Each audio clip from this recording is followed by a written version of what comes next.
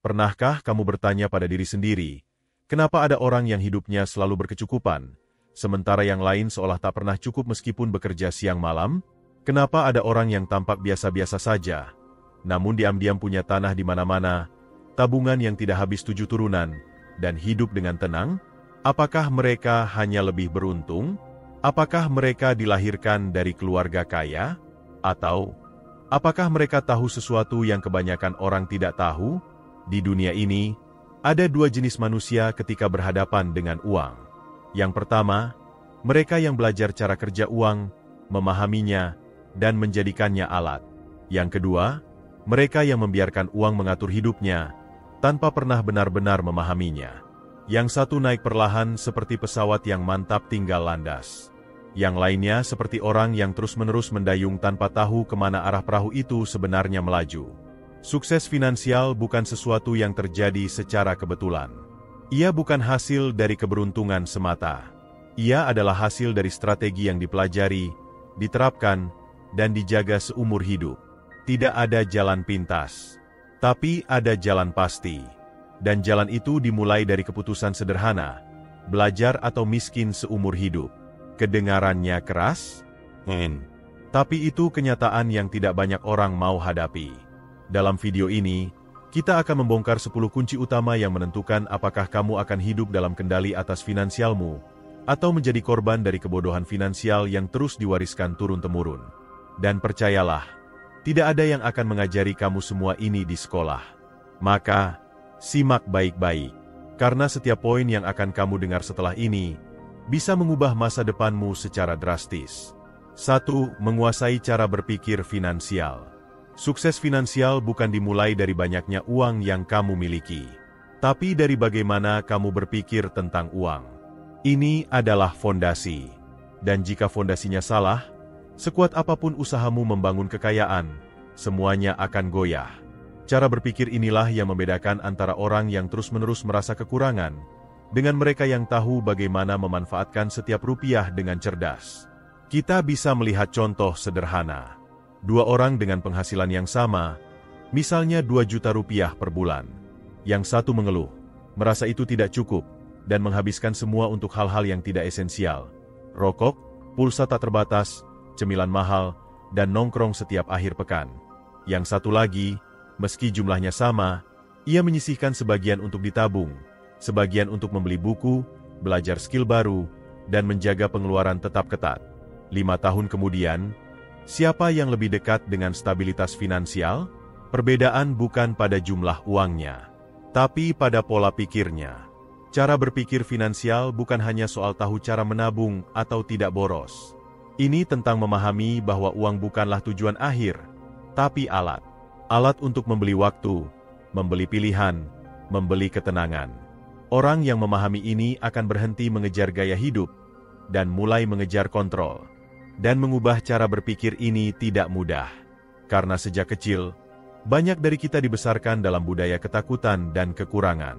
Kita diajarkan bahwa uang adalah sesuatu yang sulit didapat, bahwa membicarakan uang itu tabu, dan bahwa kaya adalah impian yang terlalu tinggi. Akibatnya, kita tumbuh dengan pola pikir sempit tentang uang. Kita menganggap uang hanya sebagai alat untuk bertahan hidup, bukan sebagai alat untuk membangun kehidupan yang lebih luas. Kita perlu sadar bahwa mindset kita terhadap uang dibentuk oleh lingkungan, oleh orang tua, guru, teman, bahkan tontonan sehari-hari. Maka untuk mengubahnya, kita harus secara sadar memilih input baru, bacaan baru, lingkungan baru, percakapan baru. Bayangkan otak kita seperti kebun. Jika kita terus menanam benih ketakutan, kecemasan, dan rasa bersalah terhadap uang, maka yang tumbuh adalah kebingungan dan kehancuran. Tapi jika kita mulai menanam benih pengetahuan, rasa ingin tahu, dan disiplin terhadap uang, maka dalam beberapa tahun ke depan, akan tumbuh taman finansial yang subur dan penuh pilihan. Langkah pertama menuju sukses finansial adalah memperbaiki cara berpikir. Bukan dengan seminar mahal, tapi dengan mulai mengamati diri sendiri. Bagaimana kita bereaksi terhadap uang?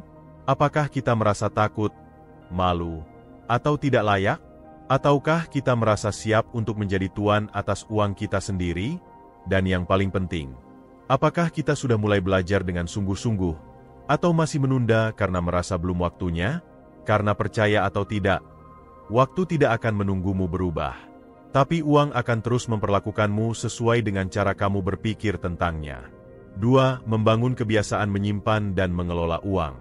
Kebiasaan kecil bisa melahirkan hasil besar. Dan dalam dunia keuangan pribadi, tidak ada kebiasaan yang lebih penting selain kemampuan untuk menyimpan dan mengelola uang secara disiplin. Ini bukan sekadar tentang menabung, tapi tentang membentuk struktur hidup yang memberi ruang bagi uang untuk berkembang dan tidak habis sia-sia. Sayangnya, banyak orang salah paham tentang menabung. Mereka mengira menabung adalah hal yang bisa dilakukan kalau ada sisa. Padahal, yang benar adalah, menabung dilakukan di awal, bukan di akhir. Menabung bukan aktivitas opsional, tapi keharusan. Sama seperti kita harus makan untuk bertahan hidup, kita harus menyisihkan uang untuk masa depan. Mari kita ambil ilustrasi sederhana. Bayangkan kamu punya ember berlubang. Kamu menuangkan air sebanyak apapun, tetap akan habis dalam waktu singkat. Itulah kondisi keuangan tanpa kebiasaan menyimpan. Penghasilan akan terus bocor, entah lewat jajan tidak penting, langganan yang tidak pernah dipakai, atau membeli barang hanya karena diskon. Tapi saat kamu mulai menyisihkan meskipun sedikit, kamu sedang memperbaiki ember itu. Lubangnya mulai ditambal, dan pelan-pelan, air bisa ditampung. Dari situlah muncul ketenangan. Kamu tahu kamu tidak harus panik kalau ada kebutuhan mendesak. Kamu tahu kamu tidak harus pinjam uang ke sana kemari, hanya karena motor tiba-tiba rusak, atau anak mendadak sakit. Namun menyimpan saja tidak cukup. Kamu juga perlu tahu kemana uangmu pergi. Catatan pengeluaran, meski terlihat membosankan, adalah senjata yang ampuh. Karena kita sering merasa tidak boros, padahal kenyataannya, banyak uang habis untuk hal-hal yang seharusnya bisa dikendalikan. Dengan mencatat, kamu mulai mengenal pola. Dan dari pola, kamu bisa membuat keputusan. Misalnya, ternyata kamu setiap bulan habis 100.000 hanya untuk kopi kekinian. Apakah itu penting? Atau bisa dialihkan ke sesuatu yang lebih bernilai? Banyak orang gagal secara finansial bukan karena tidak punya uang, tapi karena tidak tahu cara menyimpannya. Mereka tidak punya peta keuangan. Mereka hanya menjalani hari demi hari tanpa arah, berharap semua akan baik-baik saja. Padahal kenyataannya, tanpa kendali, uang akan selalu berpindah ke tangan yang lebih disiplin. Dan satu hal penting, menyimpan bukan berarti pelit. Menyimpan adalah bentuk cinta kepada diri sendiri di masa depan. Ketika kamu menabung hari ini, kamu sedang berkata kepada dirimu yang 5 tahun ke depan, "Tenang, aku sudah memikirkanmu." 3. Menghindari gaya hidup konsumtif yang mematikan. Ada satu hal yang diam-diam menjadi akar dari banyak masalah keuangan, gaya hidup konsumtif. Gaya hidup ini seperti racun yang manis. Terlihat menarik di awal, memuaskan di permukaan, tapi perlahan-lahan menggerogoti kesehatan finansial dari dalam. Dan yang lebih berbahaya, seringkali kita tidak sadar sedang terjebak di dalamnya. Coba kita renungkan sejenak. Sejak bangun tidur, apa yang kita lihat di layar ponsel? Iklan, promo, diskon, influencer yang memakai baju baru, jalan-jalan ke tempat mewah, membeli barang-barang yang terlihat keren. Dan tanpa sadar, kita mulai membandingkan hidup kita dengan mereka. Kita merasa harus punya barang serupa agar tidak tertinggal. Kita merasa harus tampil seperti mereka agar dianggap sukses. Padahal, ukuran kesuksesan bukanlah seberapa banyak kamu menghabiskan uang, tapi seberapa banyak kamu bisa mengendalikan dirimu saat punya uang. Banyak orang yang terlihat kaya, tapi sebenarnya tidak punya apa-apa. Rumah mewah tapi cicilan menumpuk. Mobil bagus tapi belum lunas. Pakaian bermerek tapi dompet kosong. Inilah jebakan gaya hidup. Gaya hidup konsumtif tidak muncul tiba-tiba. Ia tumbuh dari rasa ingin diterima, rasa kurang, rasa takut terlihat biasa saja. Dan industri tahu itu. Maka dibuatlah berbagai cara agar kita terus merasa kurang. Produk baru terus diluncurkan, tren baru terus dipopulerkan, agar kita tak pernah berhenti mengejar. Tapi ingat, setiap kali kamu membeli sesuatu hanya karena ingin dianggap, kamu sedang membayar dengan masa depanmu. Setiap cicilan tidak penting yang kamu ambil, setiap belanja impulsif yang kamu lakukan, adalah beban yang akan kamu bawa lama setelah kesenangannya hilang. Solusinya bukan hidup pelit, tapi hidup sadar. Tahu apa yang benar-benar dibutuhkan, dan bisa membedakan mana keinginan sesaat dan mana kebutuhan jangka panjang. Sebab dalam dunia keuangan, semakin kamu bisa menunda kesenangan, semakin besar keuntungan yang bisa kamu dapatkan di masa depan. Orang-orang sukses secara finansial bukan karena mereka tidak tergoda, tapi karena mereka memilih untuk tidak mengikuti semua godaan. Mereka punya tujuan yang lebih besar daripada sekadar tampil keren. Mereka memilih untuk tenang 5 tahun ke depan, daripada senang 5 menit sekarang. Bayangkan uangmu seperti bibit. Kamu bisa memakannya sekarang, rasanya memang enak. Tapi jika kamu tanam dan rawat, bibit itu bisa tumbuh menjadi pohon yang terus berbuah. Pilihannya selalu ada di tanganmu. Dan ingat satu hal penting, dunia tidak akan pernah puas melihatmu menghabiskan uang. Tapi masa depanmu akan sangat berterima kasih jika kamu mampu mengendalikan diri mulai hari ini. 4. Membangun sumber penghasilan lebih dari satu. Jika kamu hanya mengandalkan satu sumber penghasilan, kamu sedang menaruh seluruh hidupmu di atas satu kaki meja. Dan kita semua tahu, meja berkaki satu sangat rapuh. Guncangan sedikit saja bisa membuat semuanya roboh. Inilah kenyataan yang jarang dibahas. Di dunia yang tidak pasti ini, ketergantungan pada satu penghasilan adalah bentuk risiko terbesar dalam hidup. Entah itu gaji dari kantor, usaha kecil, atau proyek lepas, semua bisa berhenti kapan saja. Dunia bisa berubah, perusahaan bisa tutup, pasar bisa jatuh. Dan jika kamu tidak punya alternatif, maka kamu akan langsung terhempas. Orang-orang yang sukses secara finansial paham betul hal ini. Maka mereka membangun sistem. Mereka tidak hanya bekerja untuk uang, tapi membuat uang bekerja untuk mereka. Mereka memiliki penghasilan dari berbagai arah. Ada yang dari pekerjaan utama, ada dari usaha sampingan, ada dari investasi, ada dari properti, bahkan dari aset digital. Membangun banyak sumber penghasilan bukan berarti kamu harus bekerja siang malam tanpa henti. Tapi kamu perlu mulai berpikir, bagaimana cara menciptakan aliran uang tambahan, sekecil apapun itu. Bisa dimulai dari hobi, dari keahlian yang kamu punya, dari sesuatu yang bisa kamu tawarkan ke orang lain, yang bersedia membayar untuk itu. Contoh sederhana, jika kamu punya kemampuan desain, kamu bisa menawarkan jasa ke orang-orang di sekitarmu. Jika kamu pandai membuat kue, kamu bisa mulai dari menjualnya di lingkungan rumah. Jika kamu jago menjelaskan, kamu bisa mengajar privat. Semua bisa dimulai kecil, asal konsisten. Kuncinya ada di konsistensi dan pengembangan. Jangan hanya puas dengan satu penghasilan yang nyaman, karena kenyamanan adalah jebakan. Saat kamu merasa cukup, kamu berhenti berkembang. Tapi saat kamu sadar bahwa dunia terus berubah, kamu akan mulai berpikir ke depan. Membangun penghasilan ganda juga bisa menjadi perlindungan. Jika satu sumber terhenti, kamu masih punya cadangan. Kamu tidak panik. Kamu masih bisa bertahan. Dan dari situlah muncul ketenangan, sesuatu yang jauh lebih berharga daripada sekadar nominal dalam rekening. Jadi mulai sekarang, tanyakan pada dirimu sendiri, apa yang bisa aku mulai hari ini, yang bisa menjadi sumber uang tambahan? Apa potensi dalam diriku yang bisa dikembangkan? Dan apakah aku cukup berani untuk melangkah keluar dari zona nyaman, agar masa depanku lebih aman? 5. Belajar dan melek investasi, bukan cuma menabung. Banyak orang mengira bahwa menabung saja sudah cukup untuk menjamin masa depan. Padahal, dalam dunia nyata, menabung hanyalah langkah awal. Ia seperti mengayuh perahu di danau. Aman, tenang, tapi tidak membawa kita terlalu jauh. Jika ingin melaju lebih cepat dan menjangkau lebih jauh, kita butuh layar. Dan layar itu adalah investasi. Investasi adalah cara untuk membuat uang bekerja untuk kita. Alih-alih hanya disimpan dan perlahan-lahan terkikis oleh inflasi, uang itu dikelola sedemikian rupa agar nilainya bertambah.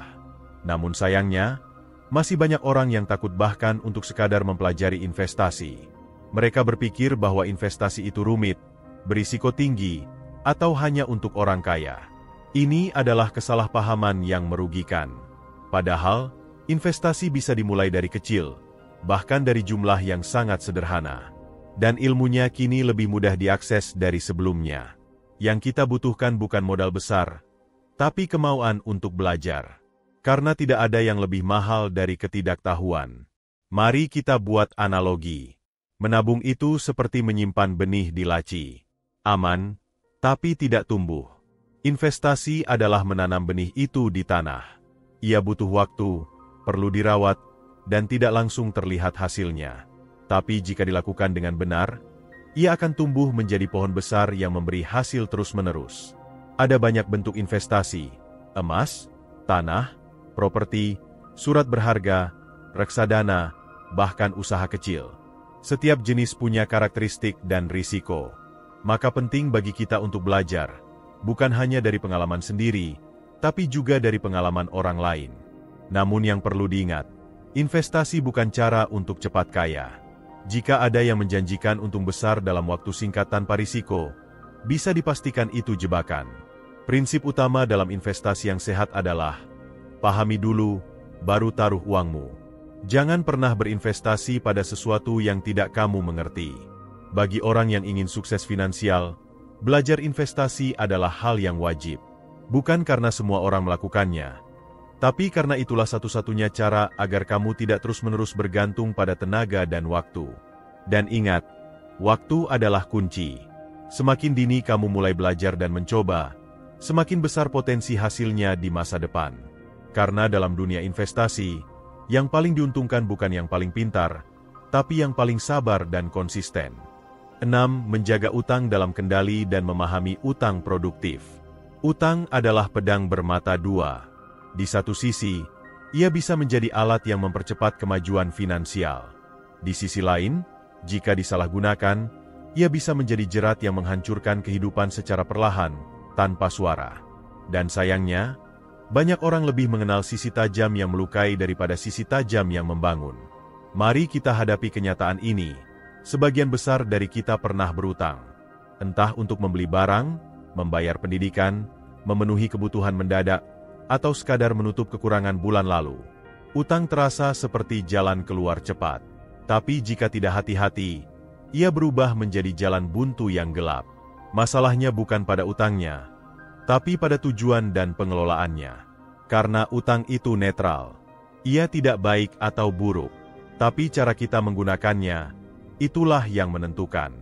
Ada dua jenis utang yang perlu dibedakan.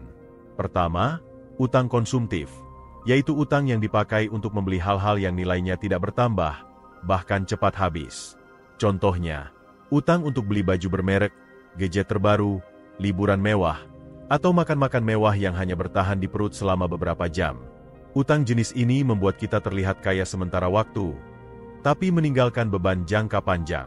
Kedua, utang produktif, yaitu utang yang digunakan untuk membeli atau membangun aset yang bisa menghasilkan uang di masa depan.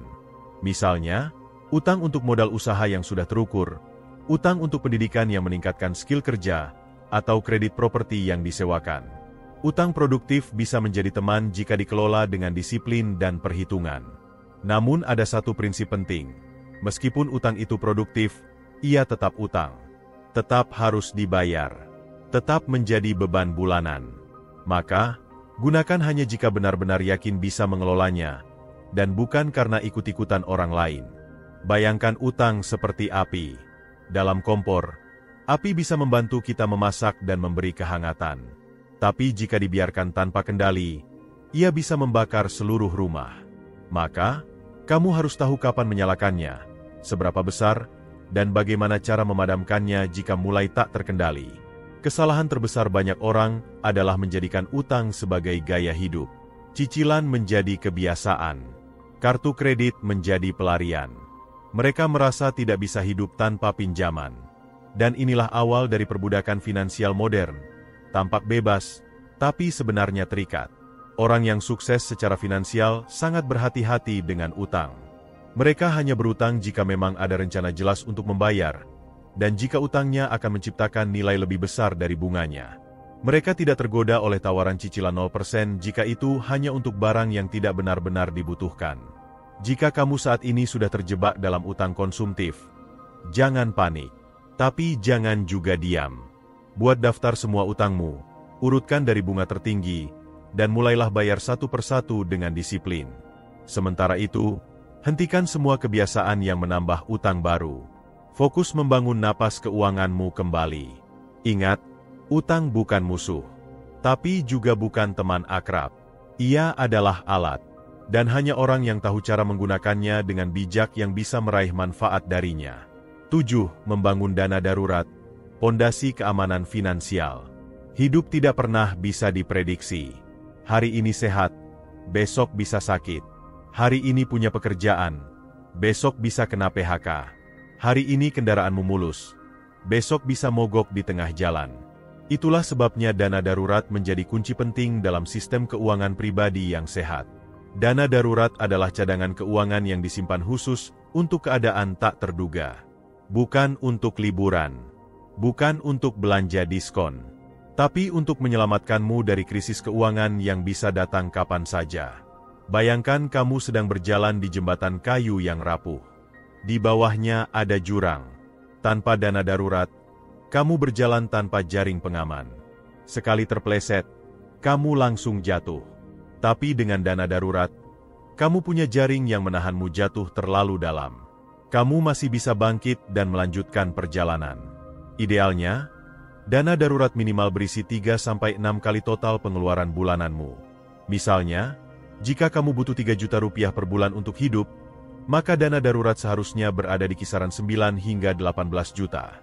Dana ini sebaiknya disimpan dalam bentuk yang mudah diakses, tapi tidak terlalu mudah untuk diambil secara impulsif, seperti di rekening tabungan terpisah. Banyak orang menyepelekan dana darurat karena merasa tidak akan terjadi apa-apa. Tapi justru karena hidup itu penuh ketidakpastian, kita perlu bersiap. Dana darurat bukan tanda bahwa kamu paranoid, tapi tanda bahwa kamu dewasa dan bertanggung jawab atas hidupmu. Saat kamu memiliki dana darurat, kamu tidak mudah panik. Kamu bisa menghadapi krisis dengan kepala dingin. Kamu tidak perlu langsung meminjam uang atau menjual aset ketika keadaan mendesak. Dan yang lebih penting, kamu tidak perlu mengorbankan tujuan jangka panjang hanya untuk menyelesaikan masalah jangka pendek. Membangun dana darurat memang tidak instan, tapi bisa dimulai dari yang kecil. Sisihkan sedikit dari penghasilanmu setiap bulan, khusus untuk dana ini. Anggap saja seperti membayar premi perlindungan untuk masa depanmu sendiri. Ingat, orang bijak bukanlah orang yang tidak pernah mengalami masalah, tapi orang yang sudah menyiapkan solusi bahkan sebelum masalah itu datang. Dan dana darurat adalah bentuk paling nyata dari kebijaksanaan finansial. 8. Menetapkan tujuan finansial yang jelas dan terukur. Banyak orang bekerja keras setiap hari, mengejar uang, tapi tanpa arah yang jelas. Seolah berlari di atas treadmill, capek, berkeringat, tapi tidak kemana-mana. Inilah akibat dari hidup tanpa tujuan finansial. Tujuan finansial adalah kompas yang mengarahkan kemana uangmu harus pergi. Tanpa tujuan, uang akan mudah habis kemana-mana, tersedot oleh keinginan sesaat, dan pada akhirnya kamu bertanya, kemana semua uangku pergi? Menetapkan tujuan finansial bukan hanya soal angka, tapi juga soal alasan.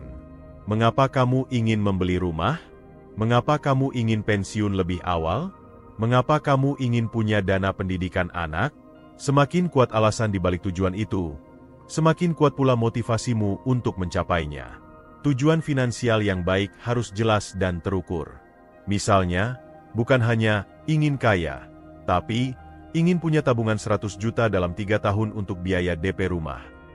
Bukan hanya ingin bebas utang, tapi ingin melunasi semua utang kartu kredit dalam 8 bulan.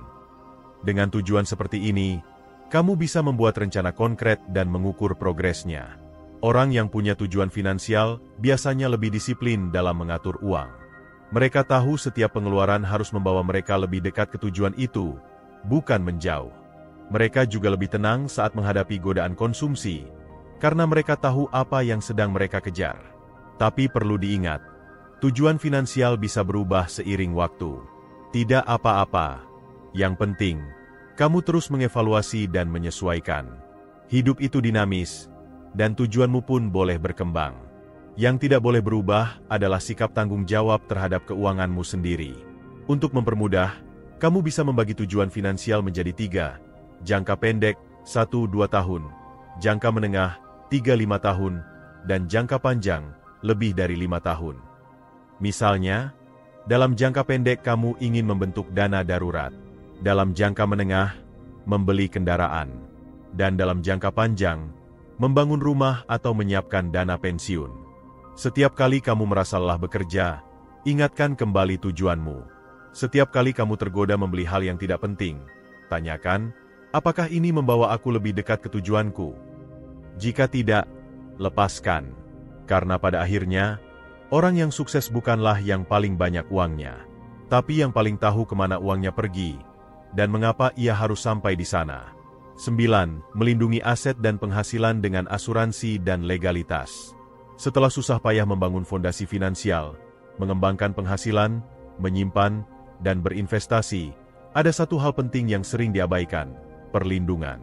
Ibarat membangun rumah mewah di tengah hutan, kamu tentu tidak akan membiarkannya tanpa pagar, tanpa atap yang kokoh, dan tanpa sistem keamanan. Karena apa gunanya membangun kekayaan jika dalam satu kejadian bisa lenyap begitu saja? Inilah peran perlindungan finansial. Dan dua pilar utamanya adalah asuransi dan legalitas. Kita mulai dari yang pertama, asuransi. Banyak orang masih salah paham. Mereka menganggap asuransi itu buang-buang uang, sesuatu yang tidak penting, atau bahkan menakutkan. Tapi mari kita lihat dari sudut pandang yang logis. Kita tidak bisa memprediksi kapan sakit, kecelakaan, atau bencana terjadi.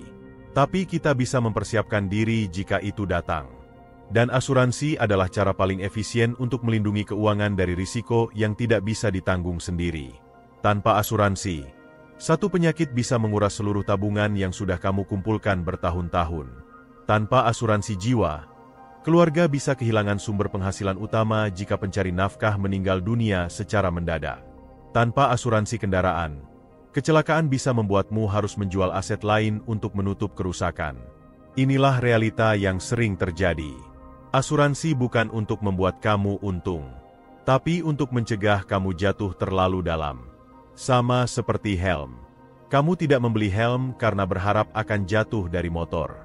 Tapi kamu tahu, jika suatu hari itu terjadi, helm bisa menyelamatkan nyawamu. Pilihlah asuransi yang benar-benar dibutuhkan. Jangan tergoda oleh janji manis investasi yang ditumpangkan ke produk asuransi. Fokuslah pada perlindungan, kesehatan, jiwa, kendaraan, rumah, dan pastikan kamu memahami apa yang kamu bayar, apa yang ditanggung, dan apa yang tidak. Kemudian kita masuk ke legalitas. Ini juga sering diabaikan, padahal sangat penting, terutama jika kamu sudah mulai memiliki aset, bisnis, atau keluarga. Legalitas yang jelas akan melindungi hakmu secara hukum, dan menghindarkan konflik di masa depan. Misalnya, jika kamu sudah memiliki tanah atau properti, pastikan surat-suratnya sah dan atas namamu. Jika kamu punya usaha, urus izinnya secara legal. Jika kamu punya warisan yang ingin ditata, buat surat wasiat atau perjanjian tertulis yang sah. Hal-hal seperti ini memang terlihat sepele saat semuanya berjalan lancar, tapi akan sangat berarti saat keadaan menjadi sulit. Banyak keluarga yang rusak karena warisan tanpa kejelasan. Banyak bisnis yang hancur karena kepemilikan tidak diatur dengan benar. Dan banyak aset yang hilang karena tidak ada perlindungan hukum. Semua ini bisa dicegah jika kamu cukup bijak untuk memikirkannya dari sekarang. Melindungi finansial bukanlah tanda bahwa kamu paranoid, tapi bukti bahwa kamu serius. Serius menjaga apa yang sudah kamu bangun.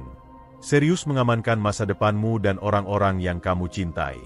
Dan serius dalam menjalani kehidupan yang tidak hanya kaya secara angka, tapi juga damai secara jiwa. 10. Konsistensi dan disiplin. Kunci terakhir yang tidak boleh diremehkan. Jika semua kunci sebelumnya adalah alat, maka kunci terakhir ini adalah tangan yang memegang dan menjalankan semuanya. Konsistensi dan disiplin. Tanpa ini, semua ilmu, strategi, dan niat baik akan berakhir menjadi rencana di atas kertas yang tidak pernah jadi kenyataan. Konsistensi adalah kemampuan untuk terus berjalan, meskipun perlahan. Disiplin adalah kemampuan untuk berkata, tidak, pada hal-hal yang mengganggu tujuan jangka panjang. Keduanya adalah otot, tidak muncul tiba-tiba, tapi dibentuk melalui latihan yang berulang-ulang. Banyak orang jatuh dalam perangkap semangat sesaat. Mereka menabung sebulan, lalu menyerah. Mereka belajar investasi sebentar, lalu merasa rumit dan berhenti. Mereka mencatat pengeluaran selama 2 minggu, lalu lupa. Inilah kenapa banyak orang gagal, bukan karena tidak tahu, tapi karena tidak mau bertahan cukup lama. Padahal, dalam dunia keuangan, yang perlahan tapi konsisten jauh lebih unggul daripada yang cepat tapi berhenti di tengah jalan.